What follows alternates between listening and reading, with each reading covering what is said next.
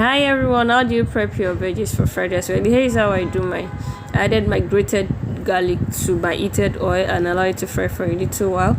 Then I added my onions to it and allow it to infuse its flavor on a low heat into the oil. Allow it to fry for a little while too, just for like a minute, infusing its flavor into the oil.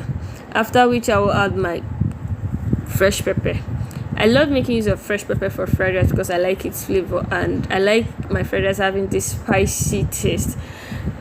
Sorry, don't mind me, I'm a Yoruba girl, so I love my peppers.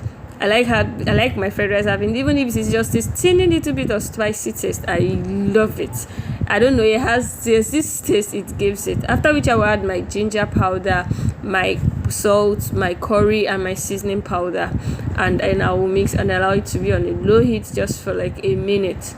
Then I will add my carrot and my runner peas. I love my veggies crunchy, so I don't allow it to stay too long on the fire and it has to be on a low heat. So I allow that to for a while. Then I add my green peas, after which I will add my sweet yellow corn and allow that to fry just for a little bit. You don't want it to stay too long on the fire. Then I add my bell peppers.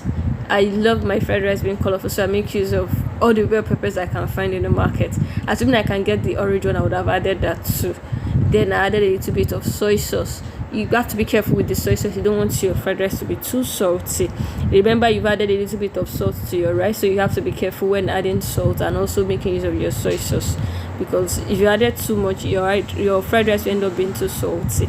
So here I added my spring onions and I just allowed just like a minute on a low heat, and you can see my veggies is ready for fried rice. You can see how vibrant and how colorful it is, and it's very crunchy. By the time you finish adding it to the fried rice and by the time your fried rice is ready, it won't be soggy. You're welcome.